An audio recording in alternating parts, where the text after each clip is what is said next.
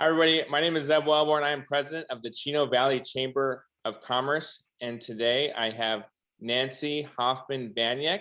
Can you share which chamber you're with and how long you've been with your chamber? I'm with the Greater San Fernando Valley Chamber of Commerce, and we're part of the city of Los Angeles. That's where the valley is. So we're part of Los Angeles County, and I've been here 34 years.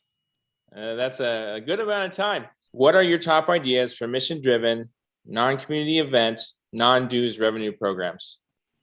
I really think as a chamber, you need to figure out what your type priorities are. So for us, it's jobs. So we have a jobs initiative. And once we started that jobs initiative, we started looking at different types of programming that we could do to help with jobs. And one of them was trying to find out how many jobs were in each of how many, so we could do some marketing, on that. And so we looked for funding to fund that data research because, there's a lot of opportunities for data research out there that help drive your mission as well. And then through there, hard to believe, just as a fluky thing, I found some funding to do job training for incumbent workers. So incumbent workers are people who already work somewhere. And we specialize in industries that are at risk of leaving California. So that way it's a very niche market. And they have to work there for 90 days for us to actually be able to keep our funding that we get. And so that's a very big proponent that launched into a bunch of other things. So now we just started, and we're literally in the middle of it right now. So I can't give you a lot of details, but kind of a hub and spoke model where we're working with different organizations, community organizations, and even some to create and retain jobs as well. And we were looking for funding for it. We did get a little bit of funding from one of our legislative offices to I'm trying to figure out how to say this. Like right now there's a big hiring crisis, right? There's we're lacking skills, we're lacking people interested in jobs.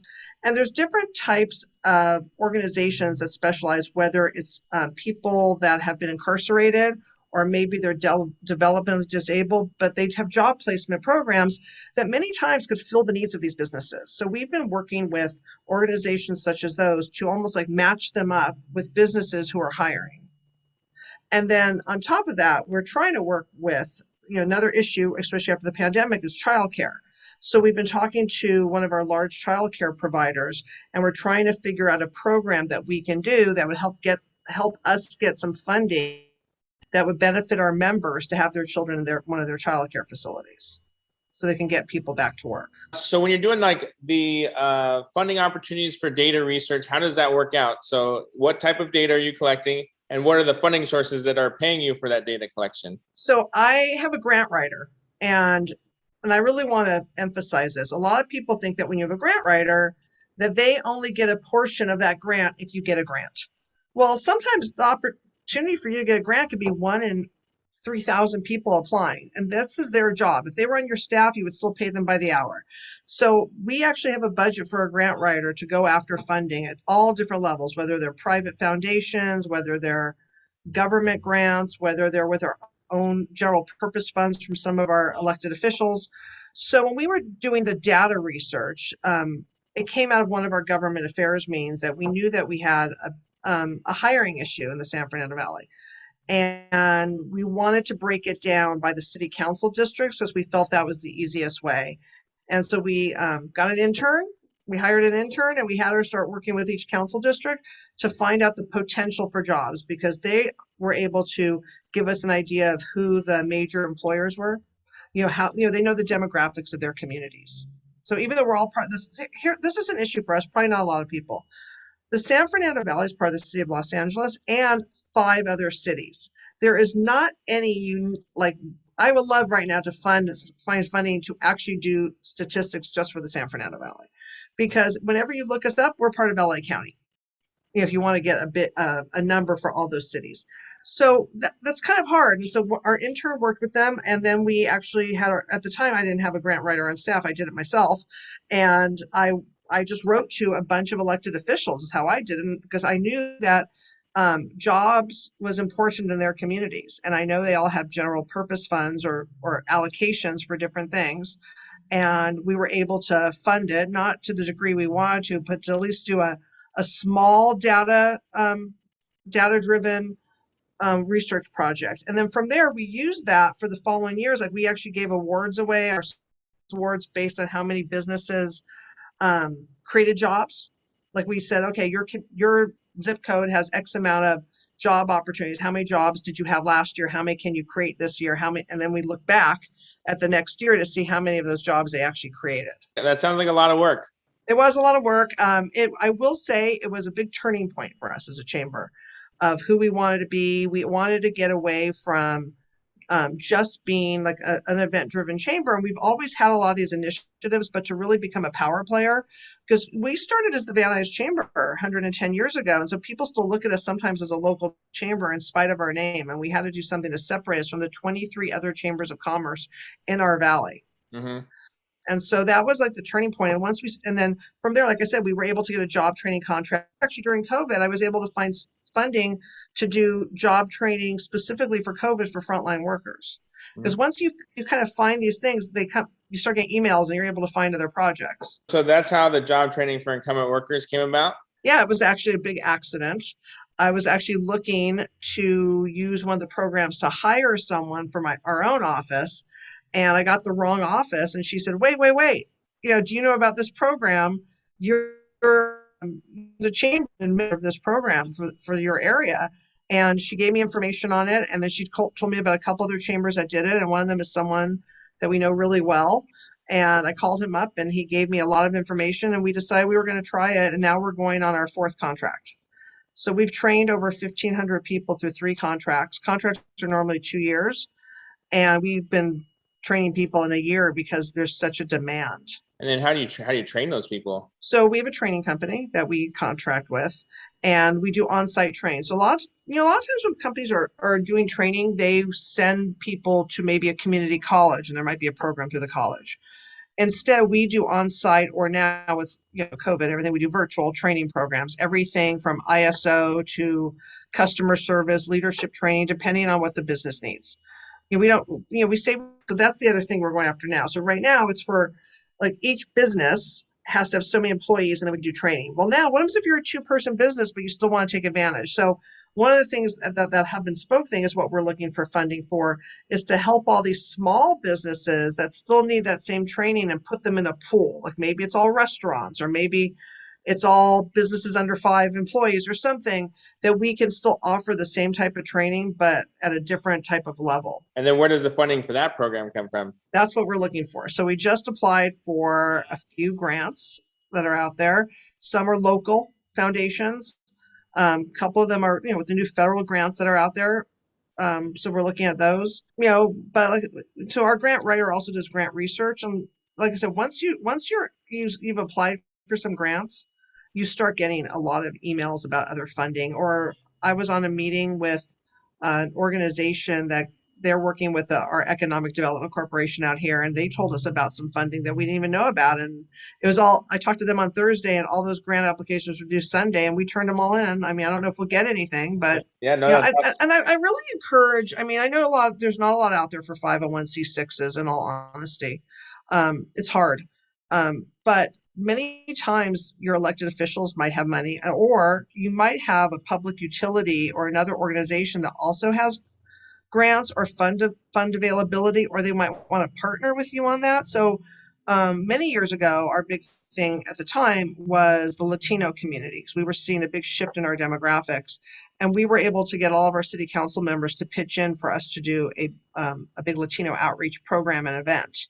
And I know we're saying we're not doing events, but part of that was it wasn't a regular event per se. It was to, we were having people move out of the area because the demographics were changing, and we were trying to tell them that they're still your potential customer. We wanted to teach them how they can market to that community. Mm-hmm. And so now it's been going on 26 years. It's evolved over and over again, in different ways. And, so it's still happening. Yeah, and then, so you talking about the last 3 things were like you mentioned your hub and spoke model. You're matching people that are looking to get hired with job placement type deals, and they're also trying to do childcare, like tackle that. We're trying to find. So during the pandemic, some of these child care organizations, not just a child care, like maybe they are a Head Start program or early Head Start program, they had to shut down some of their facilities, not just because they didn't have the money, but because there weren't clients, because people weren't going to work to drop off their kids. So in our area, especially the underserved or the lower income disadvantaged communities, they were the ones that were hardest hit.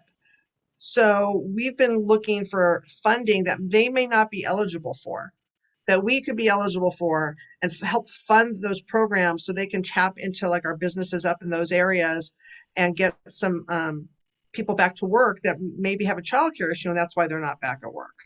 So yeah, there's a lot to it. Our child care provider has been talking to businesses about what their needs are to figure out how many facilities we could open, reopen, I should say. Yeah. So it's a lot of it's about partnerships, community partnerships, and finding out where we could be the lead or where, that's kind of like the hub. And then, let's face it, Zeb, every day we're a hub. People go, oh, hub and spoke. We got that from a grant we did. But at the end of the day, we're always a hub. The chamber is the hub. We got the tethers everywhere, and so we're just reaching out to these and kind of saying, this is the program under this hub, and here's what we're going to do under it. And so right now, our big thing is about jobs and hiring again. And so also we're getting a job board. I know a lot of chambers do that through like their website or their chamber software, but we're actually using a company that already populates it through different organizations that like PIRA and other associations. So that way, when a member wants to advertise on it, they'll already see there's other jobs there in our area too. So it also has SEO optimization that's not just going through our website, because we have a lot of members who are having trouble hiring. And I'm sure you do too. And we've been talking to some people, like one of the big things right now, I don't know about your area. I have people that their telecommunications, they can't find cablers. Our AC company can't find technicians. And we are literally across the street from an occupational center that trains people for those type of industries, saying that we can help. And I know that there's a thing through the governor's office that a lot of workforce development boards get funding for, which is, I think it's called Higher Path or Higher something. And they have specifically for those areas. I don't think we'd be eligible as chambers, but could we partner with the workforce development board? Is there something out there for us that whether there's funding for it or not, it positions your chamber in a way to get funding later on? Yeah, no, absolutely. And honestly, some of the things that you mentioned are things that we've implemented. And so that's great to hear that worked out well for you. We're at the beginning stages though. So I just kind of want to recap a little bit. Tell me if I got this right. So it sounds like you were looking for some funding opportunities to do some data research, and that kind of led you down this path where you sent letters to your local elected officials wanting to try to use that funding to collect research about job opportunities. And through that process, you started to identify other opportunities that you could use for funding to help support some of your initiatives, specifically around workforce and trying to solve those issues. Did I get that about right? Yeah. And that's what I think what I'm trying to say is I think a lot of chambers, I think we had a great opportunity during the pandemic where we didn't have events to really look at all those things we wanted to do and take that time to redefine who we were. And we've been working on these programs prior to the pandemic, but by not having other events, we were really able to rebuild what we do and which has strengthened relationships, which has brought in larger members for us. So we talked about it's non-dues revenue, these other things, or maybe the programs are no dues revenue, but for us it's all about positioning ourselves compared to the other organizations. Like we did a positioning chart to see where we were compared to other organizations and what we needed to do to be up here compared to down here with some of them, because they're getting money and what are they doing? And a lot of it is dues for them, but sometimes it's advocacy. There are people who will join your organization for the advocacy that you'll do. And so, it's kind of like I think sometimes we forget that a chamber of commerce is a business, and that's our business model. And just like other businesses, they look at all their products and everything. We have to look at the products we offer, and not only are they relevant to our community, and how much time are they taking that's taking away from what our community really needs that we could actually be offering. Yeah, and now you said something I want to follow up on is you mentioned your positioning chart. Fill me in on that. What is a positioning chart and how did it work for you? So it actually started, I went back to school a few years ago and I took a marketing class, and it's actually called something more technical than that. But for me on that particular one, I took a new event, and it was kind of similar to some other events that an advocacy organization does and a regional association. So I did a chart and I thought, okay, where are we like compared to them in, and I had different things, whether it was our reputation, whether it was do we have the attention of the elected officials, and I kind of charted us out, and we were pretty high in some areas but not in others, and it was like, how do we reevaluate what we're doing to move ourselves, especially from some of these organizations that, just by the nature of them being maybe an association of chambers, they may not do a good job, but because of who they are, they're getting certain people to show up to their events, or they're getting certain funding, which actually their funding is normally our funders, and I have real issues with that. And so what could I do to move the needle and move us to where I wanted to be? And we have a neighboring advocacy group literally across the street from us, and we're very close with them, but we're also very competitive. And it was my personal thing to be equal to them when it came to certain events. And I don't duplicate their events, and they don't duplicate ours, but we work, pretty, some of them are similar, but I might be doing something for the city, they're doing something for the state. We try not to compete. Doesn't always happen, but we're competing for dollars, and we're competing for those large businesses, and sometimes not just large. We're competing for businesses who want what we have to offer. And lots of times that comes down to the advocacy, but for us, it also comes down to a lot of concierge hand holding, kind of like that red tape busters. Yeah. But, I personally, I think sometimes people are paying for me, cause we're a small chamber. I don't have a public policy team. So when there's an industry or a business that needs something, they're getting me out of it. And so now we're looking at when someone joins the chamber and they want us to go to a public policy meeting, or they want me to go spend 1 minute in downtown LA to talk about something that takes 4 hours out of my day, they can't come in as my base membership.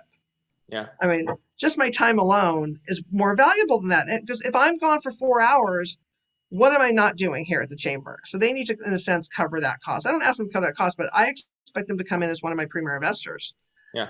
And so they may not get any events out of it. So we talk about events. They are literally paying for Nancy. Yeah, no, that's awesome. And Nancy, I really appreciate you taking all the time to chat with me today and go over that. A lot of the tips and advice is very beneficial, especially for the stuff that I'm working on right now. I also wanted to just kind of mention, we did recognize you recently at our, we did an event with several of our chambers here in our region. I just wanted to say thank you for the work that you did to support local businesses during the pandemic, and congratulations on that recognition. Do you want to kind of comment about that at all?